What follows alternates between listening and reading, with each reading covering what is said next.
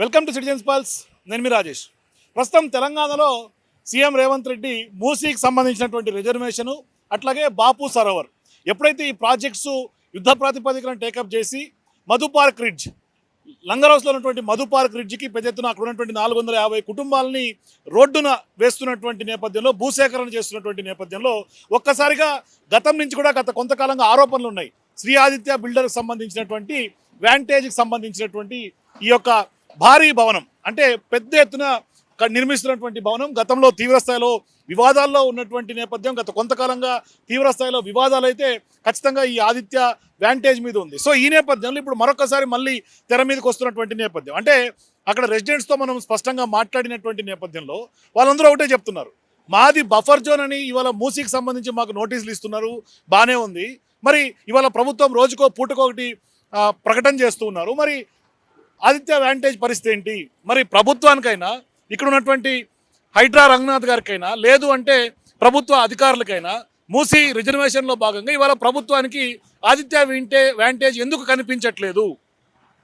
ఎందుకంటే అక్కడ buffer zone ఉన్నప్పుడు ఇది ఏకంగా ఎఫ్టీఎల్లోనే నిర్మిస్తున్నారు. ఇప్పటికి కూడా ఇంకా నిర్మాణాలు కొనసాగుతున్నటువంటి నేపథ్యం. ఒకసారి మనం ఇక్కడి నుంచి లోపలికి వెళ్ళే ప్రయత్నం చేద్దాం. అట్లాగే మనం కన్స్ట్రక్షన్ జరుగుతున్నటువంటి తీరును కూడా చూడొచ్చు. క్లియర్ కట్గా పెద్ద ఎత్తున కార్మికులందరూ కూడా ఇంకా పెద్ద ఎత్తున స్లాబులు వేస్తూ, ఐరన్ వర్క్స్, అన్ని వర్క్స్ జరుగుతున్నాయి. ఇందాక మనం చూస్తూనే ఉన్నాం, టిప్పర్ లారీ లోపలికి వెళ్తున్నాయి, బయటకు వస్తున్నాయి. ఒకసారి ఇక్కడ సెక్యూరిటీ వాళ్ళు కూడా భారీగా ఉన్నారు. మనం ఒకసారి చూడొచ్చు, ఇక్కడ క్లియర్గా కనిపిస్తోంది వాళ్ళు లోపల కన్స్ట్రక్షన్ జరుగుతున్నటువంటి తీరు కూడా. ఆదిత్య వ్యాంటేజ్ అసలు ఎక్కడ కూడా కన్స్ట్రక్షన్స్ ఆపింది లేదు, వీళ్ళకి నోటీసులు వచ్చింది లేదు. మరి ఏంటి, మరి ప్రభుత్వానికి ఇవన్నీ కనపడవా అంటే, సో క్లియర్గా మనకు కనిపిస్తుంది కన్స్ట్రక్షన్ జరుగుతున్నటువంటి పరిస్థితి మనకు కనిపిస్తుంది. ఆదిత్య వింటేజ్ సంబంధించినటువంటి కన్స్ట్రక్షన్స్ అయితే కొనసాగుతూనే ఉన్నాయి. ఇది పూర్తిగా 2023 సంవత్సరంలో దాదాపుగా 3500 క్యూసిక్ల ప్రవాహం నమోదైంది కూడా మూసీకి. అప్పటి నుంచి కూడా అంటే హైదరాబాద్ నగరంలో భారీ ఎత్తున ఇక్కడ నిర్మాణాలు జరుగుతున్నాయి. వరద వస్తుంది. గతంలో 2023లో కూడా వరద వచ్చింది మూసీ నదికి. పెద్ద ఎత్తున ఈ యొక్క భవనం నిర్మాణంలో భాగంగా కొంత నార్సింగ్కి సంబంధించినటువంటి అప్పట్లో బ్రిడ్జిని కూడా మూసేశారు తీవ్రంగా. గతంలో ఒకసారి విజువల్స్ కూడా చూడొచ్చు. అంటే మూసీ నది వరదల కారణంగా మొన్న వచ్చినటువంటి వరదల్లో కూడా దీనికి పెద్ద ఎత్తున దీనికి ఆనుకొనే పోయినటువంటి పరిస్థితి. అంటే ఇక్కడ అంటే ఒక రకంగా చెప్పాలంటే నదీ గర్భంలోని ఎఫ్టీఎల్లోనే నిర్మిస్తున్నారు అనేది క్లియర్గా కనిపిస్తూనే ఉంది. మనం లోపలికి వెళ్ళి చూసే ప్రయత్నం కూడా చేద్దాం. ఎందుకంటే 34,000 క్యూసెక్లే గతంలో 2023లో వచ్చింది. అయినప్పటికీ కూడా ఇప్పుడు పెద్ద ఎత్తున ఈ వ్యాంటేజ్ సంబంధించి వెనకాలంతా కూడా నీట మునిగినటువంటి పరిస్థితి కూడా మనం గతంలో చూసాం. అంటే ఇప్పుడు ఏం జరుగుతుంది, ఎందుకు దీనికి ఇది కనిపించట్లేదు? ఎందుకంటే అప్పట్లో హైడ్రా పెద్ద ఎత్తున కూల్చివేతలు కూడా చేసింది. చూడొచ్చు కార్మికులు మొత్తం ఎవరు కూడా తెలుగు వాళ్ళు, అంతా కూడా బీహార్, యూపీ, ఛత్తీస్గఢ్ అట్లా అక్కడి నుంచి కూలీలను తీసుకొచ్చి, కార్మికులు తీసుకొచ్చి వాళ్ళ వింటేజ్ ఏది ఆదిత్య వింటేజ్ భవనం అయితే నిర్మిస్తున్నటువంటి పరిస్థితి మనకు కనిపిస్తుంది. అంటే ఒక రకంగా మూసీ ఇవాళ బఫర్ జోన్ పేరిట అక్కడ ఏదైతే నిర్మాణాలు చేస్తున్నారో, అంటే నిర్మాణాలకి నోటీసులు ఇచ్చారో చూడొచ్చు క్లియర్గా. మన కళ్ళ ముందే కాంక్రీట్ లారీ కూడా వచ్చింది. మరి మూసీ పూర్తిగా అంటే పర్మిషన్లు ఇచ్చారని వీళ్ళు చెప్తున్నప్పటికీ కూడా పర్మిషన్ ఉందా లేదా పక్కన పెడితే మూసీ నదీ గర్భాన్ని అయితే పూర్తిగా మట్టి వేసి మరీ కట్టినటువంటి పరిస్థితి మనకు కనిపిస్తుంది. భారీ భవనం అంటే బఫర్ జోన్ పరిధిలో అక్రమ నిర్మాణాలపై ఇప్పటికే ఉక్కుపాదం మోపుతున్నామని ప్రభుత్వం చెప్పినప్పుడు కూడా ఆ దశగా ఎక్కడా కనిపించట్లా. ఒక రకంగా మూసీకి పూర్వవైభవం తీసుకొచ్చేందుకు పెద్ద ఎత్తున ప్రభుత్వం కృషి చేస్తోంది అని కూడా అంటున్నారు. కానీ అటువంటి దాఖలాలు ఏమీ లేవు. నదీ పరివాహక ప్రాంతం వెంట అనేక కబ్జాలు చేసి వాళ్ళకి కడుతున్నటువంటి పరిస్థితి మనకు కనిపిస్తుంది. మరి ఇంత భారీగా రోడ్డుకి మనకి ఓఆర్ఆర్ పైకి భారీగా కనిపిస్తుంది ఈ భవనం. పూర్తి స్థాయిలో భారీ ప్రాజెక్ట్ అని చెప్పాలి ఆదిత్య వింటేజ్ ప్రాజెక్ట్.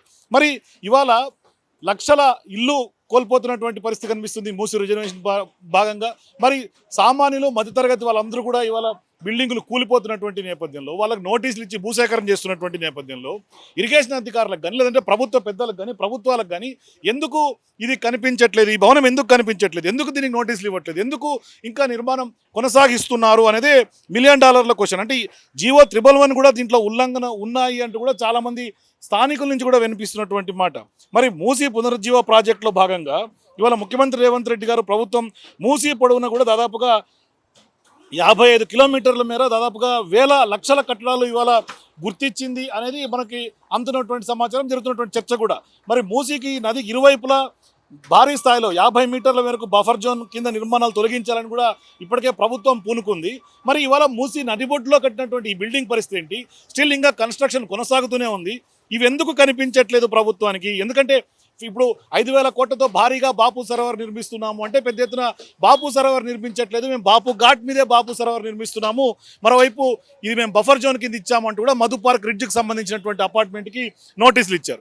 మరి ఇవాళ ఇన్ని ఆక్రమణలు అంటూ కూడా వాళ్ళందరూ కూడా నోటీసులు ఇచ్చి వాటిని కూలుస్తున్నటువంటి నేపథ్యంలో ఇంత బరితెగిచ్చి యథేచ్ఛగా ఇవాళ ఇక్కడ పూర్తిగా కన్స్ట్రక్షన్స్ చేస్తున్నటువంటి నేపథ్యంలో నదీ గర్భానికి ఆనుకొనే ఎఫ్టీఎల్లో ఈ బిల్డింగ్ వస్తుంది.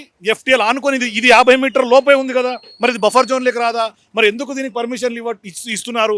ఎందుకు అధికారులు కళ్ళకు కనిపించట్లేదా? ఇంత భారీగా కోకాపేట సిగ్నల్లోనే నార్సింగికి ఆనుకొనే ఉన్నటువంటి ఈ యొక్క బడా భవంతి బడా ప్రాజెక్ట్, ఇంత భారీగా రియల్ ఎస్టేట్ ప్రాజెక్టు, ఇంత లగ్జూరియస్ రెసిడెన్సీస్, రీగల్ రెసిడెన్సీస్ అంటూ కూడా నిర్మిస్తున్నటువంటి పరిస్థితి.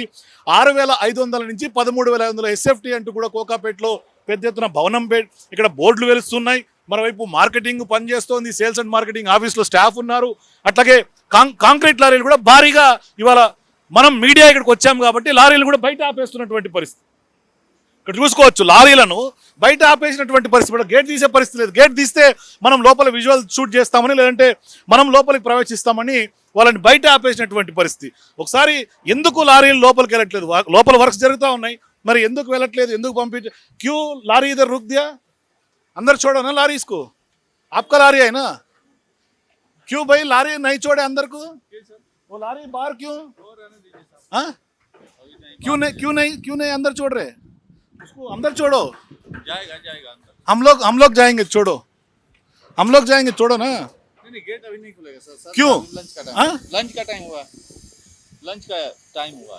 लंच का टाइम है तो फिर वो लारी भी बाहर रखते हैं। जी अंदर खोलो ना, एक बार देख सकते हैं ना क्या कंस्ट्रक्शन कैसा चला रहे? अंदर आना अवेलेबल नहीं है सर। हाँ?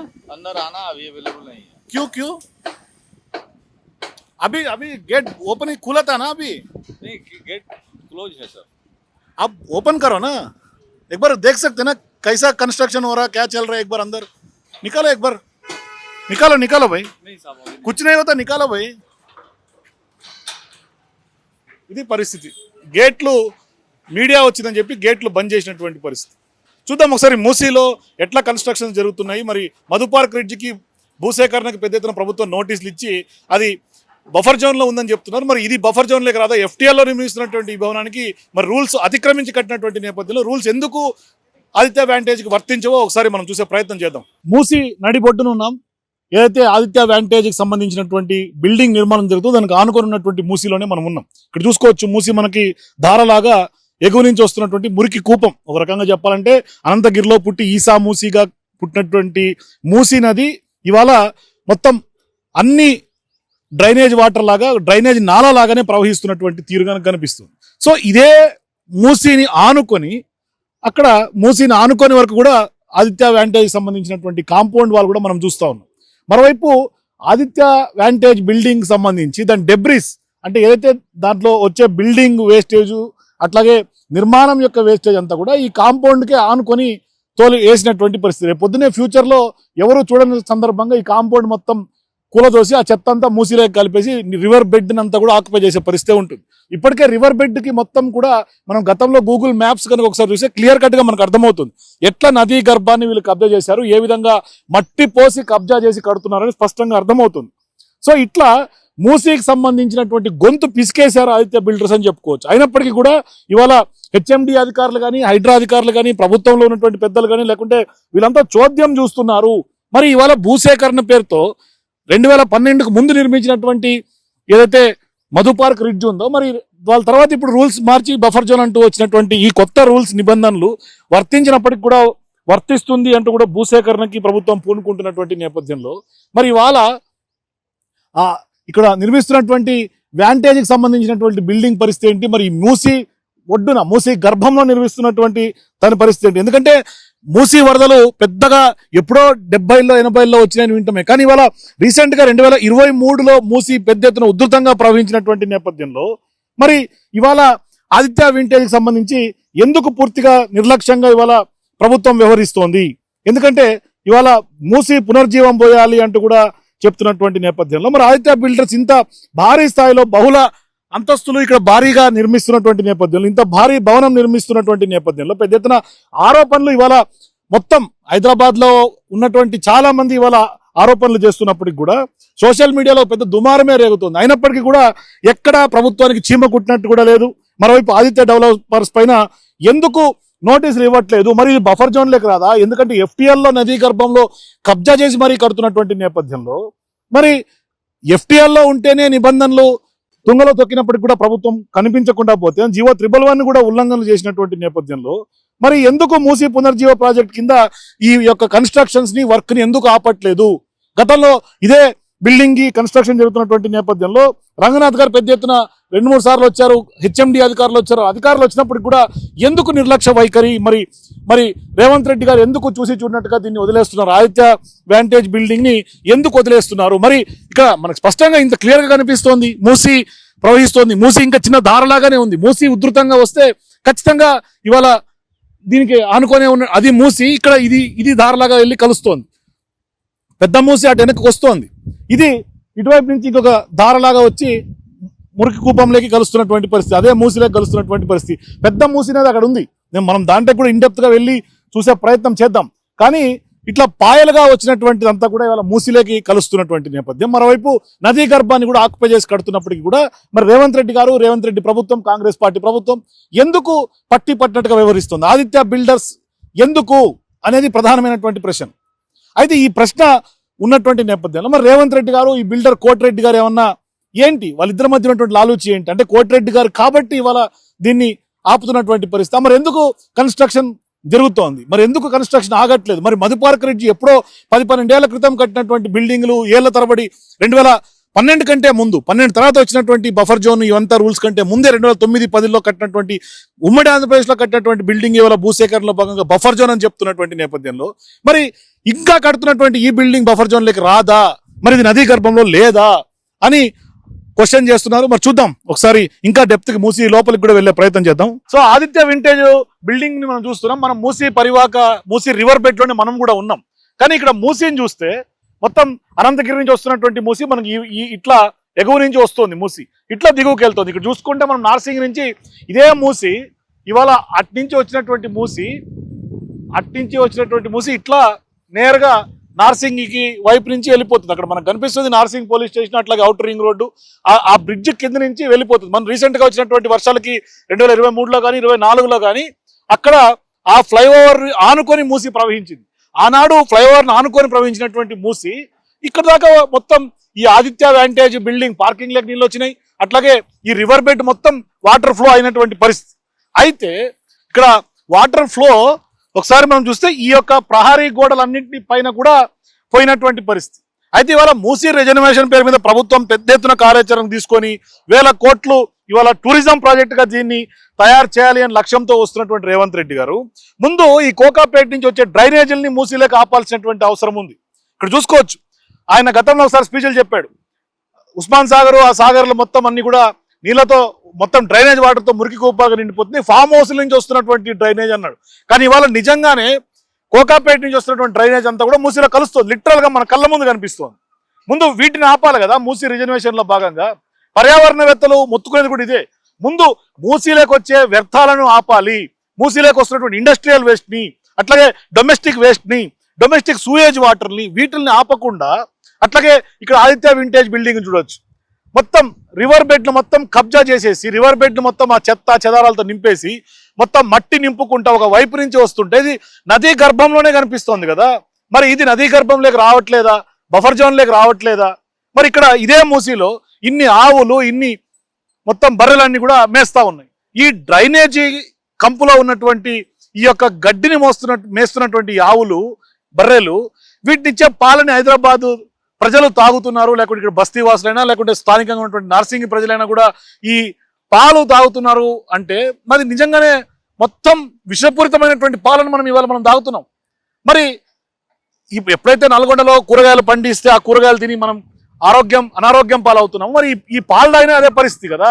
మరి మూసీ రిజర్వేషన్ అన్నప్పుడు ఈ డ్రైనేజీలను ఆపకుండా, ఇండస్ట్రియల్ వ్యర్థాలను ఆపకుండా, ఇటువంటి కన్స్ట్రక్షన్స్ ని దాన్ని అడ్డుకోకుండా అడ్డుకట్ట వేయకుండా సరే మీరు ఒక రకంగా చెప్పాలంటే ఇది నదీ గర్భం కాదు అని పర్మిషన్లు ఉన్నాయని వాదించుకోవచ్చు, కానీ అది బఫర్ జోన్ కిందకైతే వస్తుంది కదా.